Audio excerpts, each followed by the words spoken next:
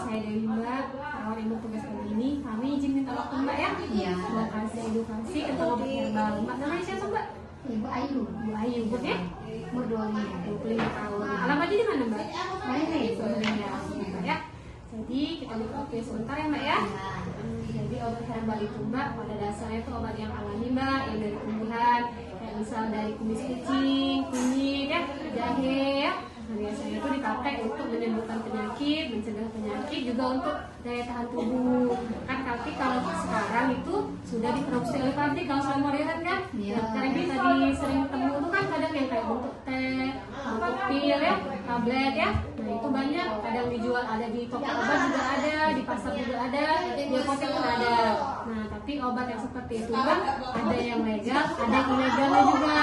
Nah yang berbahaya itu kan yang ilegal Mbak. Nah, jadi yang ilegal tadi ciri-cirinya seperti apa sih? Nah, satu kalau yang ilegal itu biasanya tidak punya izin BPOM biasanya, jadi di kemasannya itu nggak tertulis izin BPOM-nya apa ya. Kalaupun dicek izin BPOM-nya itu nomornya biasanya palsu ya Mbak. Nah kemudian biasanya tidak mencantumkan komposisi bahan. Nah, jadi kalau dia ilegal itu biasanya nggak tertulis Mbak isi obatnya apa misalnya atau TNC apa ya. Biasanya juga ada luasannya juga nggak tertulis. Siapa ya? Kenapa deh? Ada orangnya ya? Ada dulu ya, bentar ya. Ada lagi Mbak ya.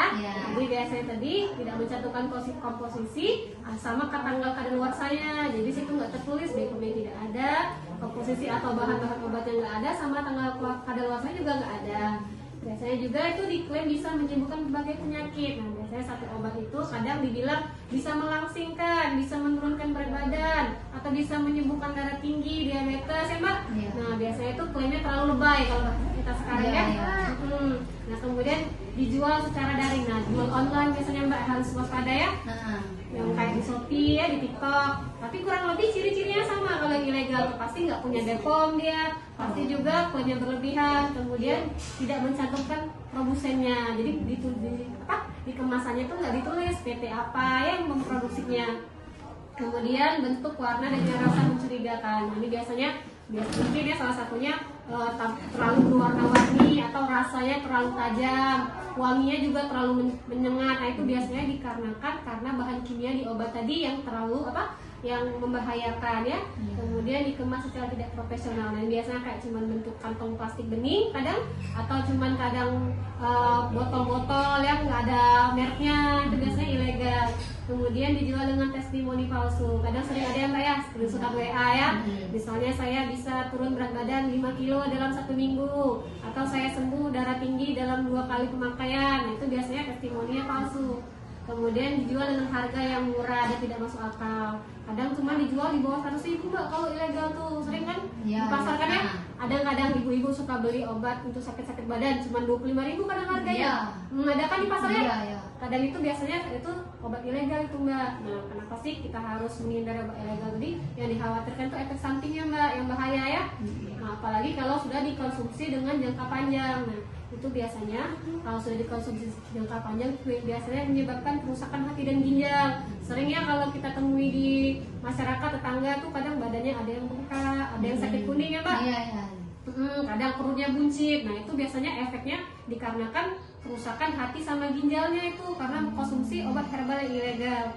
Kemudian kadang juga ada gangguan pencernaan, rasa mual, terus alergi berat. Nah kadang alergi berat ini juga disertai kadang sesak napas, itu bisa juga karena obat tadi sesak napas dia, badannya ruam-ruam ya. Nah kemudian juga biasanya kalau misalnya dia sakit kronis, misalnya dia ada hipertensi, terus dibarengi dia minum obat dokter sama obat herbal. Nah itu yang biasanya menyebabkan reaksi bahaya. Jadi tensi yang biasanya stabil karena obat dokter. Kenapa deh? Pinjam dulu mamanya bentar ya. Jadi karena obat herbal tadi tensinya tadi tidak teratur, tiba-tiba bisa turun, tiba-tiba bisa naik ya. Nah, kemudian biasanya juga menyebabkan ketergantungan atau kecanduan. Nah itu kadang kan misalnya hari ini minum obat, besok tidak minum, badannya lemas biasanya. Nah jadi kalau mau minum obat herbal itu boleh Mbak, tapi kita tetap harus pastikan BPOM-nya ya. Terus tuh beli di toko resmi seperti apotik. Kalau mau beli online juga boleh, tapi di toko resmi. Kemudian juga konsultasikan sama dokter ya Mbak. Ini bolehnya apa enggak obatnya. Mungkin siapa sih yang mau ditanya Mbak? Ada ya? Makasih Mbak waktunya ya Mbak. Semoga